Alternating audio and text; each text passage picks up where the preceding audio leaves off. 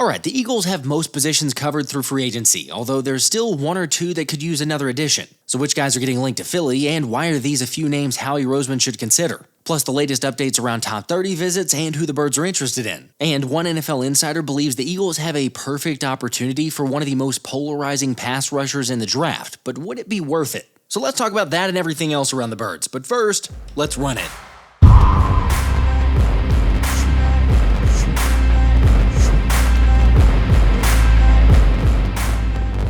What's up, guys? It's crazy, but we're about 1 month away from the NFL draft, which means we're about to get a whole lot of draft talk. Now, personally, I'm hoping the Eagles can make it a three-peat in drafts with talent just somehow falling to them, like with Quinyon Mitchell and Cooper DeJean, along with Jalen Carter and Nolan Smith. However, before we get there, reminder that I'm giving away a signed Brandon Graham jersey to one lucky subscriber of the channel. All you gotta do is drop a like on this video and then make sure to go down and comment in the comments section to get an entry. FYI, I'll be drawing on the next live stream, and please don't fall for any scammers. Remember, I'm verified by YouTube, so I have a check mark next to my name, which should make it easy to tell. Also, I did want to point out that DeVonta Smith recently went on Carmelo Anthony's podcast 7 p.m. in Brooklyn to discuss all things Eagles, football, and life, talking about how Jalen Hurts was one of the main reasons he went to Alabama. And even though their time together with the Crimson Tide wasn't exactly how he envisioned, getting the chance to play on the same team again with the Eagles has helped both of them. Heck, it's probably not a surprise coming from Smitty, but he said he and QB1 are of the same mindset. It's about dominating the competition and playing football. AKA, it ain't about any of the other extra stuff or drama, which makes their relationship so good. Which is why it was no surprise to get a little input from Devontae about Darius Slay pass take that there are only 4 elite quarterbacks in the game right now. Slay said, the big 4. For me, it's the big 5. And, Jalen is in that 5. The 4 that he named, and then I'm putting Jalen in there, That, to me, that's the big 5. I don't think it's a big 4. I think it's a big 5, honestly. I mean, he got to be in there now. Yeah, for sure. He got something that at least 2 or 3 of those big 4 don't got. The fact that Smitty and Jalen connected for the dagger in the Super Bowl just makes it that much better. Of course, for those wondering, I've got a link to the full podcast in the description. And I gotta say that it's just refreshing to hear Devontae talk about Saquon and the willingness to sacrifice for the betterment of the team when you have a player who can be a difference maker like that. Although honestly, the more that I hear players talk, at least the ones that have remained here and that have been retained, it's clear and obvious to me that the culture is right and it just keeps on attracting the right guys to want to be in Philly. Like pass rusher Patrick Johnson, for example, who shared the linebacker room with Nolan Smith and Jalix Hunt, make it a whole lot of fun. Plus, after being away from the group last season and watching it from afar, it only made him want to return to Philly more. And even though he's yet to register a sack in 49 regular season games, Johnson thinks he can really make a huge impact this season. I mean, he'll definitely get an opportunity to make a difference because, heck, you look at the acquisitions of Josh Uche, Azeez Ojulari, Patrick Johnson.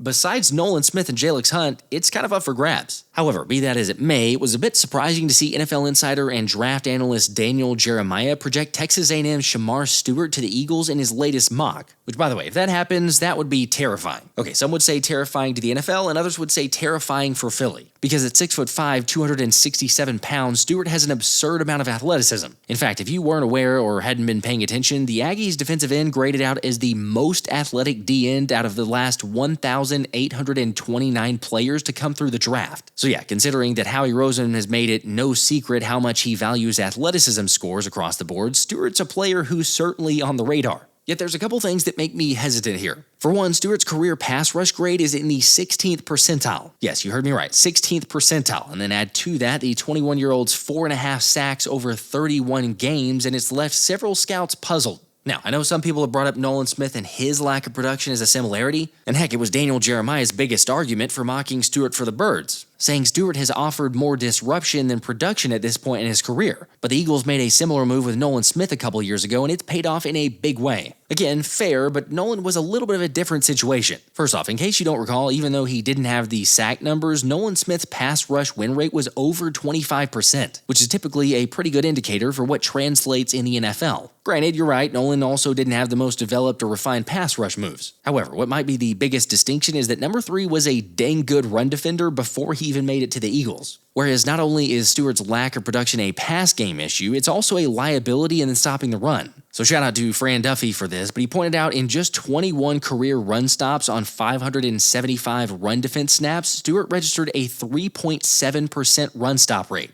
So translation for you, if not sure what that means, that would rank 203rd out of 204 charted edge players in the last decade. Look, you could probably throw a lot of guys out there with Jalen Carter, Nolan Smith, the rotation of Moro Ajomo, Jordan Davis, and they'd be pretty good. Plus, it's not like Shemar doesn't make a flash play every now and then. And to be fair, Texas A&M definitely didn't use Stewart in the best way, so he could be better, but the question is, how much better are we talking? How high would you take you if you were a GM? If I was a GM, I would take me with the highest pick you got. You don't want to miss this. Let's watch the Aggies, Shemar Stewart. All right, you can line him up just about anywhere at 6'5", 270 pounds, and a burst, real power. Like you just see this kind of power, it shows up all the time. Now, if he wants the gap, he's going to take the gap. All right, like once he penetrates, he's going to get to the quarterback. All right, get the ball out, recover the ball. Now, you watch this right here. Like you love this. Like this type of effort, chasing down a running back right here. Like go find the ball. Now go get the ball. Like the guy ran a 4.59 40. All right? Like he's got real juice. Okay, now you can put him on top of the center here. Let him just run and chase. You can line him up anywhere. Here he comes. All right? Good things happen when you get to the football. He gets to the football a lot. All right? Here we go. Long arms, right? 34.5-inch arms. Knows how to use them. Like, you watch him right here. This is length. Covers a lot of ground. All right? You like the effort. You love the effort. Now, here we go. Crash the party. Blow the whole damn play up. Like, I love this aspect right here. Just blow it all up. Blow up the back, the quarterback, the ball. Get it out, the whole thing. All right? Great effort. Chasing plays. And there's a lot to like about Shemar Stewart. I could go on and on and on. Okay, I respect Baldy and his knowledge of the game, but man, this is one of those that I'm very much on the fence about. Honestly, I guess either way, the fact that Philly has pick 32, if Stewart fell to that spot, then I'd be comfortable taking him there. But in no world am I making a move to trade up and go get him. Also, I know that mocks are not definitive or anything like that, but for just a guy like Daniel Jeremiah to mock Shemar Stewart to the Eagles at 32, especially with his relationships with Philly, it means a little bit. And we just put this out there. The closer that it gets, you start hearing from agents what teams might be interested, so just keep an eye out. No top 30 visit for Shemar Stewart, but if it happens, then it starts getting a little bit more serious. So just saying, don't sleep on Howie pulling the trigger if he feels like 32 is too good to pass up. Granted, as I was going back through to look at past players with extreme athleticism that didn't pan out, I ran across Isaiah Simmons, who had one of the highest grades and projections for a prospect in draft history. Yet unfortunately, the former first-round pick never panned out with the Cardinals and was eventually traded to the Giants for a 7th-round pick, and then again did basically nothing in New York. But Jimmy Kimsky made the argument recently that he could be an addition for Howie Roseman to consider. After all, he's got the athleticism, former first-round pick, that Vic Fangio could potentially look to use in his defense, and most likely would only cost $2 to $3 million on a one-year deal. Personally, Simmons doesn't really move the needle for me, but again, you look at this as a minimal signing, a guy you could bring in for competition, may not even make the roster.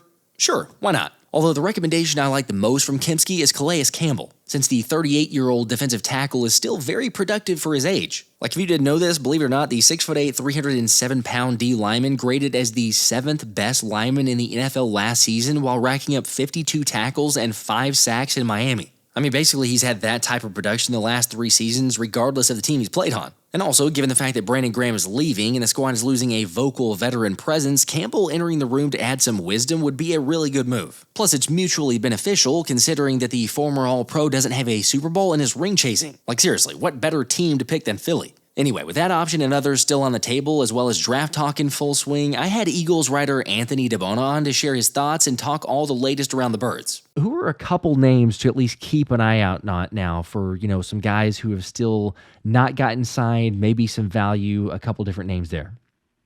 So the number one target I think they would go for right now, and I think you've talked about him quite a bit as well, is Julian Blackmon, safety, played for the Colts for the last 5 seasons or so, and when he was initially drafted by the Colts in 2020, Nick Sirianni, a bunch of other guys were on the staff there. Obviously, they were offensive coaches, but they were able to see what he was able to do in practice and during games. And I think he's probably the best safety that's out there right now as far as fitting that age bracket that the Eagles have kind of shown interest in, where that 26, 27 years old. He has a ton of starting experience. And right now, next to Reed Blankenship, you don't really have anybody that's proven there. So I think he would be the number one target for them as far as filling that gap at safety. Then moving on, I'd probably look at another position that I think is another big need, because as you wait for Nakobe Dean to return from that knee injury, who's starting next to Zach Baun right now? I know you have Jeremiah Trotter Jr., but he hasn't really played a ton, obviously, outside of that Week 18 game. And Isaiah Simmons is the guy that I feel like I've been trying to talk the Eagles into grabbing at some point over the last couple of years. He's just such a freak as far as his height, weight, speed, his versatility. He can play linebacker, safety, edge defender. He's even played in the slot some. It's just having him and join Vic Fangio's defense and just letting Bobby King work with him or Jeremiah Washburn, whatever group they want to put him in. I feel like he'd be a really versatile chess piece for the Eagles defense. And then lastly, kind of going away from those younger guys, more of a veteran and older player, but Calais Campbell. He's 37, 38 years old now, 17 years in the league. He's pretty much done everything but win a Super Bowl. And following the departure of Milton Williams, I feel like they could use that presence along the defensive line. He's still productive despite being as old as he is. He had 5 sacks last year, and I think he'd be a welcome presence and a welcome addition to Philadelphia's defensive line. I know Moro Ojomo showed a ton of promise, but Calais Campbell's a proven player, kind of work ahead of Moro Ojomo, even behind him, can work all up and down the defensive line. I think he'd be a great addition as well. I'm 100% with you on the Calais Campbell. Actually, on a couple different scenarios. So we kind of need to break down all three of these potential guys, because I'm glad that you brought them up. And truth be told, transparency here for people, we don't talk about this. Sometimes we do, but we did not talk about these players here before the recording. I just said, hey, let's get into a couple different guys. So it is, ironic or a little bit of a coincidence here of talking about these players. But let's start with Julian Blackmon, because I think several people, I've gotten these comments or questions to, why is it taking so long to get something done here if the Eagles were that close to signing Justin Reed and there's still a guy like Julian Blackmon out there? It's just weird, because you think maybe it was because of the injury that he's dealt with in 2023 that forced him to sign just a one-year deal last year. Now he's similar to kind of like a guy like Azeez Ojulari, where nobody really thought he'd sign just a one-year, $4 million deal, because yeah, he's battled injuries, but he was productive when he was healthy, and he's a young player. So you would think that Julian Blackmon will be signed by now. But like you said, maybe the Eagles, they were worried about the compensatory pick game and playing that game. But now, the longer that Blackmon kind of sits out on the market, I feel like it just becomes more and more achievable for them to actually sign him. And like I said, I think he's a perfect fit for both his age, like a potential piece moving forward. If they'd have to sign him for just a one-year deal, so be it. But I think it would be a good marriage moving forward. Definitely no issues cap-wise or anything, as we're talking about there was salary.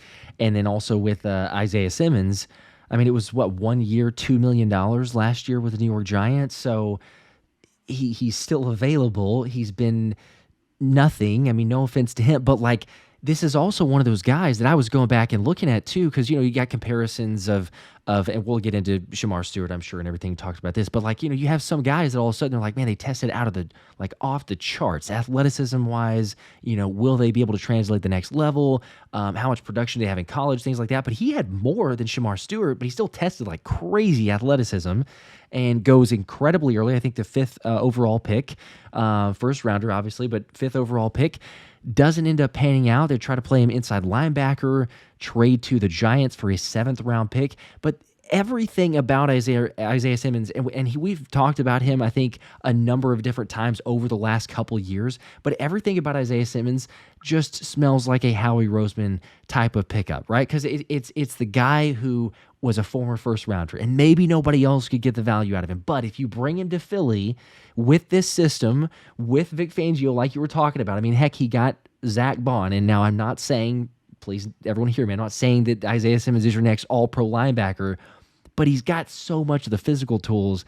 I would also very much like to see just the potential. You put him on the roster. Maybe he doesn't earn a roster spot, right? You could sign him for so cheap, it's almost nothing, or maybe nothing for the salary cap, but at least bring him in and give yourself a shot. I like that option. I don't see why in the world you wouldn't do it at this point. Plus, hey, look, if you want extra, fuel to the fire there, say, Isaiah, I know it didn't work in New York. It doesn't work for a lot of people in New York, but you come to Philly and looks what's happened to some other former Giants players. It's kind of been like a trend this season, right? I mean, obviously they added Saquon Barkley last offseason, but now Adoree Jackson, Azeez Ojulari, who knows? Maybe Isaiah Simmons joins them and makes a new trio on defense. But it's just, like you said, he kind of checks all those boxes that Howie Roseman's kind of been looking for, both in this offseason and in the past, where even with like in the middle of the season with the Louis scene, adding him to the practice squad. He likes taking chances on these guys that were drafted highly and kind of fell short elsewhere. But given just the infrastructure that they have now on the team with both the players and the coaching staff, it just feels like such a perfect environment for a guy like Isaiah Simmons, who somehow feels like he's been in the league for so long, but he's only 26 years old. He's played all different kinds of positions like we've talked about. And I feel like if there is a chance for him to kind of rebuild his value, it would be in Philadelphia. All right, before we continue with this awesome interview with Anthony and with March Madness in full swing, I want to shout out the sponsor of today's video, Underdog. Because as one of the official sponsors of the channel, you won't find any better promos, discounts, or bonuses than when you scan the QR code and use my code PHILLYSPECIAL. Plus, right now when you do that, Underdog is offering a special pick in the lobby and up to $1,000 in bonus credit. So go ahead, get signed up and start trying your luck at all the different options they have. Also, on top of all those other crazy promos, Underdog is offering a Luka Doncic discount for every Lakers game for the rest of the regular season. So again, if you want to join the best option in fantasy sports, then get signed up today and use my code PHILLYSPECIAL. Oh, one more thing, if you're not in a location that offers Pick'em, you can still get signed up and join a draft league. Whether that's NBA, March Madness, various PGA events, or even just getting started on the early NFL slate. All you got to do is scan the QR code, use my code PHILLYSPECIAL, and you can get up to $1,000 in bonus credit. So go ahead and do that, and let's get back to the interview. It's so cheap. It doesn't. It's not even a risk. Like, you could literally say it is not a risk to bring him in because it's going to not affect the salary cap. But I don't know. I love that potential. I love the thought. That the more that you look at it, especially with what Vic Fangio wants from his linebackers and that versatility, even if he's not been good at it, because, if you go back and look, he's not had great film and great tape, but he's been in those positions. So I'm just curious, because we've seen guys take that next step and not perform well or struggle in areas, and then Vic Fangio, you saw what he did with the defense this past year, and say, yeah, you're just learning it wrong, right? Like, we saw a lot of the same guys with a Sean Desai or a Matt Patricia who could not pick up the idea of press coverage. Tackling was atrocious. The secondary, the defensive line, everything was just a wash. Like, it was so much mixed up, jumbled. And then Vic Fangio comes in, of course, with the other positional coaches as well. They deserve praise and turn things around. So I like that idea. I also like the idea of Calais Campbell. Especially with so much youth on this roster, why not? You throw one other guy in there, dude who's wanting to go after a ring, and we were talking about this before we recorded as well, but just like, look, if you're a free agent, it doesn't matter if you're Calais or who, but if you're a free agent, you have to look at Philly as one of the top spots, and then especially for a guy who's a ring chaser and saying, okay, there's an opportunity here. You got some D-line, you do have a lot of potential, but it's a lot of youth as well, so it's kind of the mutual investment there. And I think if Howie Roseman is looking at it saying, yeah, we're losing a guy like Brandon Graham, not to say that Calais Campbell automatically comes in and fills the void of BG. Nobody fills entirely there. But if you get an extra presence, a veteran guy, a vocal leader who can be that, why not?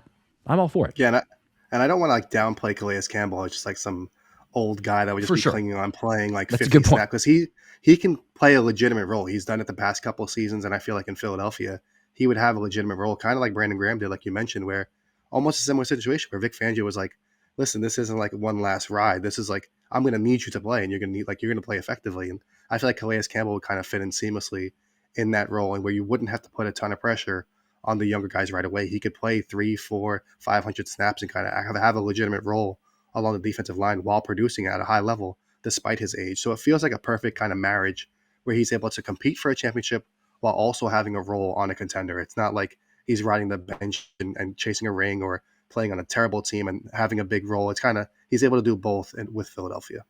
It's a good distinction as well, because, I know there's other guys that you could throw out there and say, oh, just bring in a vet who, is just more so a vet and bring some wisdom to the group, but not necessarily production. But Calais Campbell, as you said, having the production and being able to show a lot of things there. So I would be curious because, we've had a lot of these moves. Again, nothing major, and we probably won't have these in terms of a big signing. Trade with CJ was shocking and other facets there. But in terms of the moves from Howie Roseman, signings, acquisitions, you've taken a little bit of time now coming away from those. Has anything changed? Or I guess just who would you say is your favorite signing so far from Howie Roseman? Well, outside of Zack Baun, I'm going to go with an external. Of course. Because I feel like that's kind of cheating just to say Zack Baun. But I would go with Azeez Ojulari. I know it's like the most recent signing and probably the easy decision for a lot of people, but it's just the fact that when you kind of put everything together with how cheap they got him for with 1 year, $4 million, which I feel like nobody was really expecting. It seemed like a lot of people were expecting him to get 1 year, $10 million, or around an average annual value of 10, 12 million because of his production when he was healthy. But obviously due to his injuries, I guess his market really wasn't there. But the guy, when he does play, he's had 22 sacks, 21 tackles for loss. He turns only 25 years old in June. And he's kind of going to fit in well because he's never really, I know it's due to injury as well, but he's never been really relied on to play 75, 80, 90% of snaps on the edge. He's played no more than 67% of snaps in a single season. So it's not like he's going to be coming in and saying that he's going to be a starter and have this huge role. Like, he seems like he's ready to compete and to learn and to benefit from the presence of all the other Georgia Bulldogs in Philadelphia. And I just feel that just overall, it feels like he's a great addition for the Eagles and a perfect value fit for them in free agency. I've said it a couple times, but yeah, when you got Nolan Smith reacting, a lot of the Philly Dogs, you got Nolan Smith reacting the way that he did, of extra excitement, very excited to get back to work with a guy like Azeez Ojulari.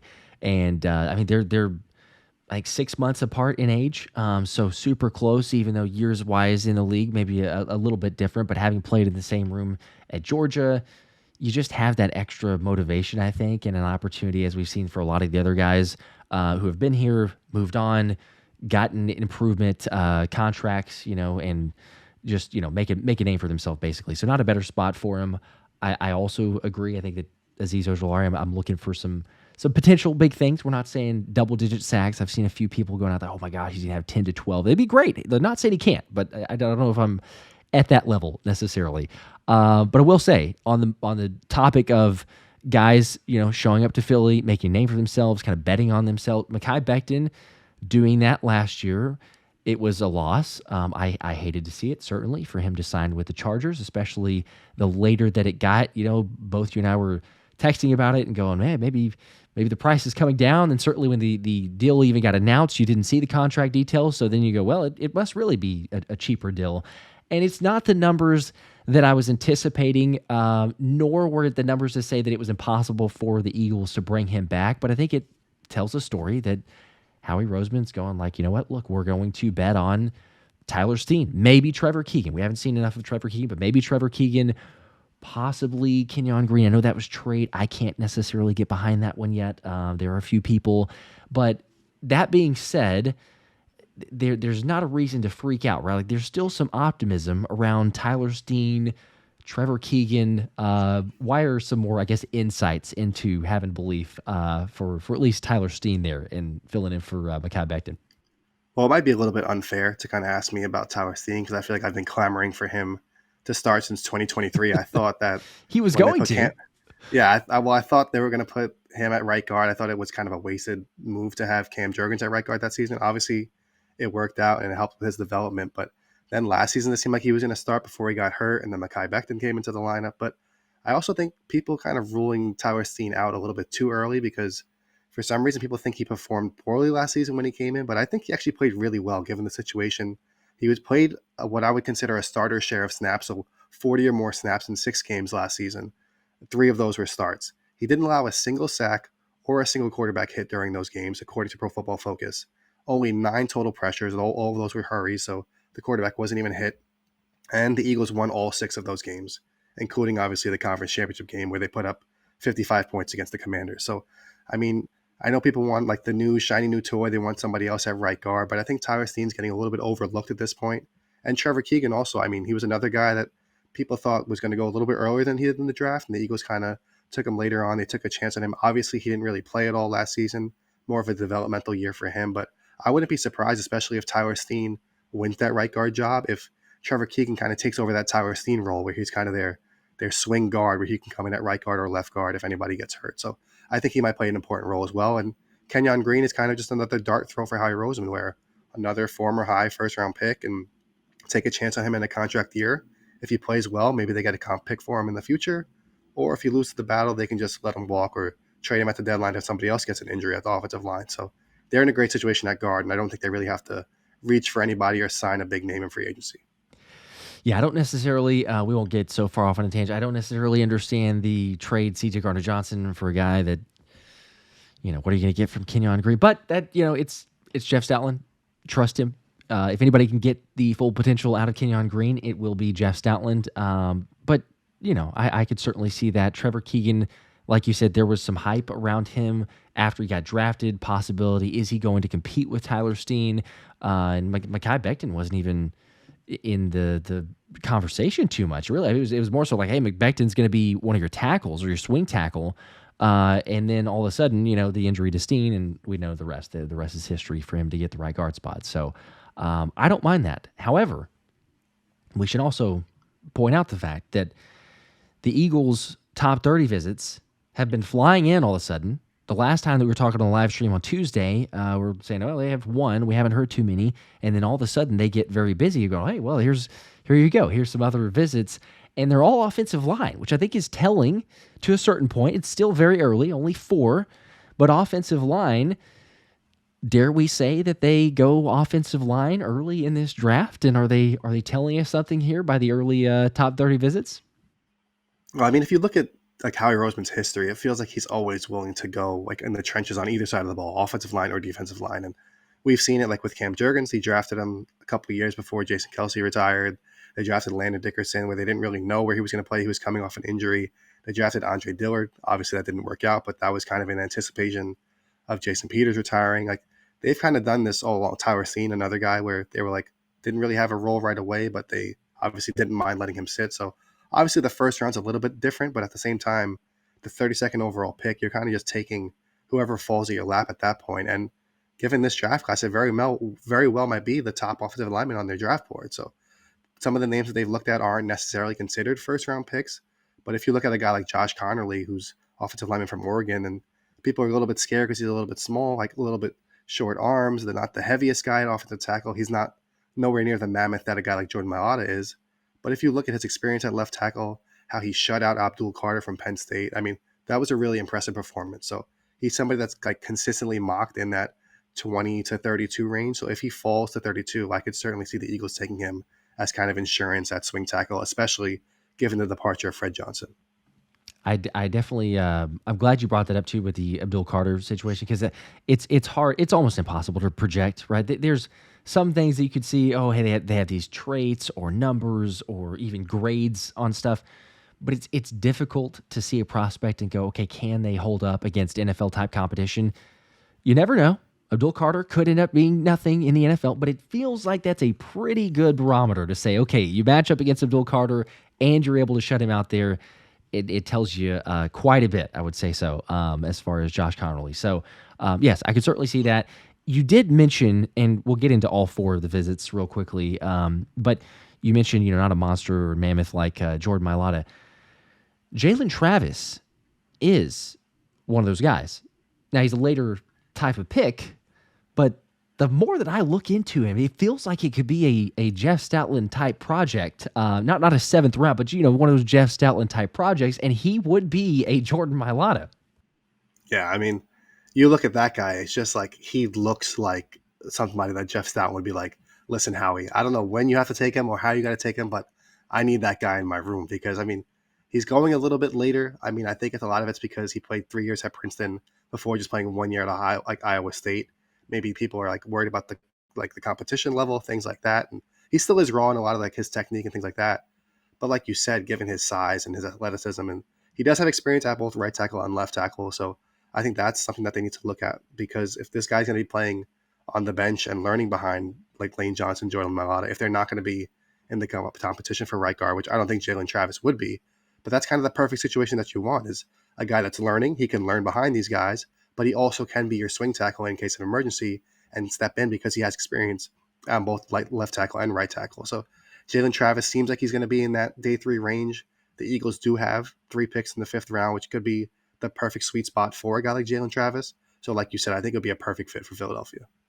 I will certainly be happy if we see a Jalen Travis. Plus, who doesn't need another Jalen on the Eagles? We've got a couple already, so you just throw one in there as well. You got a Jordan Mailata 2.0. Hopefully, that would be the hope. He's got a ways to go, of course. But yeah, you put him with Jeff Stoutland.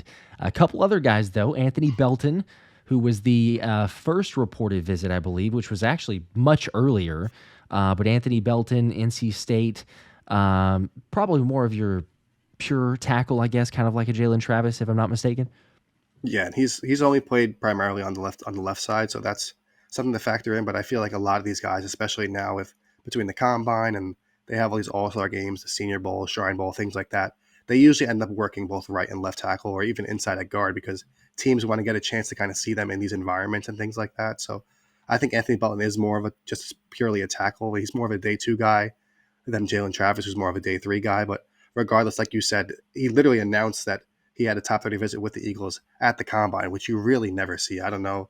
Maybe he shouldn't have said that because usually that stuff doesn't come out that early because it's usually scheduled at the combine and then it kind of leaks out afterwards. But regardless, he's definitely an intriguing guy and more of a fits in that mammoth category like Jalen Travis as well. Who can blame him, if he was a little premature on announcing that? If I'm an offensive lineman and the Eagles say, hey, we want to bring you for top, I would probably be telling the world as quickly as I can because Jeff Stoutland, like everybody knows the story. So good for him, but that's a possibility. The other one, I'm not going to lie, as I have to do for some prospects, look up or try to hear the phonetics of a person's name whenever it's spelled a certain way. Marcus Beau. But at first I was like, do I pronounce the M? Because the M is before, Mbo. But it's Marcus Beau for Purdue. Tell us a little bit about Marcus Beau.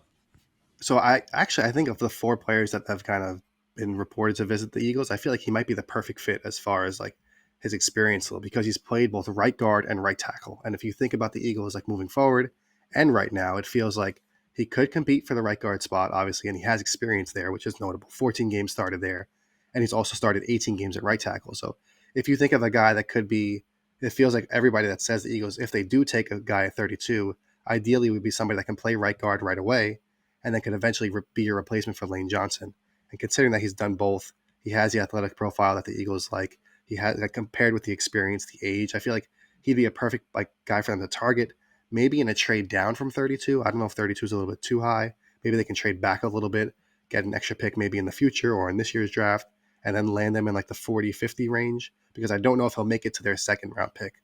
So it kind of puts them in a weird position, but at the same time, we've seen the Eagles host a lot of guys in top 30 visits. That means that they like you, that they usually want to take you most of the time. And I feel like they're showing interest in him. They'll figure out a way to take him and where they're comfortable to land them at. I do want to ask you because a lot of people know this, but for some that do not, and some that maybe don't follow the draft as closely, or just a reminder, of course, top 30 visits, as you said, very, very important just across the board. But for the Eagles in particular, you've had multiple tweets on this, so people that follow you closely, make sure to do that if you're not at DeBona NFL. But why are the top 30 visits especially important for the Eagles? Well, they're just in general for the NFL, they're like the most exclusive interaction that you can have with a prospect because it allows you to bring them in their building. You can't do any on-field workouts, but you can like put them on the board. You can have them sit down with all of your coaches, sit down with your front office, sit down with your scouts. You could have them do a physical with your own medical team, which is huge because a lot of these guys, if they had an injury in college, this allows the teams to have their own doctors look at the player and kind of evaluate them from that standpoint. But for the Eagles, just especially since Howie Roseman kind of took over the team back over in 2016, if you look at just the first-round picks, 7 of Philadelphia's 9 first-round picks during that time were visited Philadelphia on top 30 visits. And DeVonta Smith couldn't visit the Eagles at that time because of the COVID restrictions, and Andre Dillard didn't visit the team. So really, 7 out of 8, if you look at it from that standpoint, because like I said, COVID restrictions, DeVonta Smith couldn't even visit. And then going back to the most recent drafts, their first 3 picks in the last 2 or 3 drafts all visited as well. I mean, last year, Quinyon Mitchell, Cooper DeJean, Jalen Hunt, they all visited Philadelphia. So, I mean, if a player, like I said, visits Philadelphia for these 30 visits, it's a huge sign. And just pretty much the Eagles saying, look, we like this guy. And they don't care who knows it. They're going to go through their scouting. And we've seen even this offseason, Kenyon Green and Dorian Thompson-Robinson, 2 guys that they traded for, were in the top 30 visits in the past. So, I mean, they don't care. They don't mind C.J. Gardner-Johnson, A.J. Brown, going all the way back. Even those guys were guys that visited the team during the pre-draft process, and they ended up landing them later on. So this just dates back years and years and years. The Eagles really take advantage of these 30 visits, and they don't care who knows. It's very important. Also, speaking of the top 30 visits, if you don't know how to keep track of them, where they're at, how many the Eagles have had, players that have come in, again, you should follow Anthony at DeBona NFL because he's got the tracker, which I have the link in the description. People watching, you want to get that, there's a link down there. Go check it out. It is the best. I'm not going to lie. I'm not selling anything, but it is the best option to keep track of the Eagles and who they have visits with and where they're at. Currently 4, as we said. So 4 of the 30, which have been reported. I will ask you also, just because I had a few people that have floated this out there, or, just a little bit of, I don't know if it's necessarily irritation, but just like confusion or of the mindset of saying like, oh, you're crazy. Like even with these visits, like it's crazy to think, the Eagles aren't going to draft Lane's replacement because of a variety of reasons. I mean, I've heard, well, Lane's still going to play a couple more years. They signed him to the contract, lots of others. But why does it make sense actually potentially to draft Lane's replacement?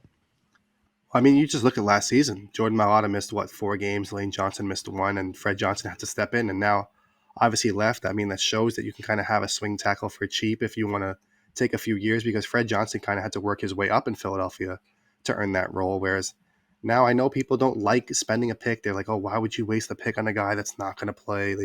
We said the same thing about Jalen Hunt last season. They were like, "Oh, 3rd-round developmental guy. He's never going to play," and he ended up playing a huge role in winning the freaking Super Bowl. So, I mean, a lot of the times you kind of just have to look from a positional value standpoint where, like, you can't just think best case scenario. Like, Lane Johnson plays for 3 years. He's never gets hurt. Like, things are great. Like, he's 34, 35 years old. Like, you have to just kind of assume the worst, prepare for the worst, hope for the best, something that I like to say. And I feel like in this regard, they could be getting great value depending on how the board falls, where they have a guy like Josh Connerly or somebody else. Gray Zabel's another guy that might just fall in their lap, and it would be a perfect fit, both value and for need in terms of that insurance behind the offensive tackles. But I know everybody wants to say, oh, you don't want ideally to spend the pick on a guy that's going to sit. But at the same time, you can get in trouble drafting for need, because that's how you end up with a guy like Jalen Reagor or taking him over Justin Jefferson, because you needed that speed threat. So, I mean, you really have to be a little cautious. I know it's not the sexiest pick in the world, but it could be something that pays dividends down the end. And also, you had to go there with the Jalen Reagor, but it's a Sorry. fair point. apologize. People don't like hearing that. They don't like being reminded of it at all. But you're right though. They do so many times draft the replacement early. We think of Cam Jurgens. You think of Jalen Carter with Fletcher Cox, Quinion Mitchell, Darius Slay. You could go down the line of so many different guys and getting them, whether it's to be playing with a year or even 2 years. You never know necessarily how long, but an opportunity there, which is invaluable because the knowledge transfer and everything else that we've seen happen. So you will say, given Jalen Hunt, I'm glad that you brought that one up too, because Jalen Hunt was definitely not thought of being a huge impact player, certainly for the Super Bowl. Probably speculation would have been Bryce Huff, but we also had that one turned out. If Vic Fangio, it works for both sides of the ball, but I think for sure if there's an offensive lineman because of Jeff Stoutland, or if the defensive side of the ball, there's any player, if Vic Fangio is the one that's saying, no, we need that guy. Like, we got reports of him pounding the table, so to speak. I don't think it was metaphorically pounding the table. Maybe it was physically, but metaphorically pounding the table for Jalen Hunt. If he does the same thing for a certain player, you know what?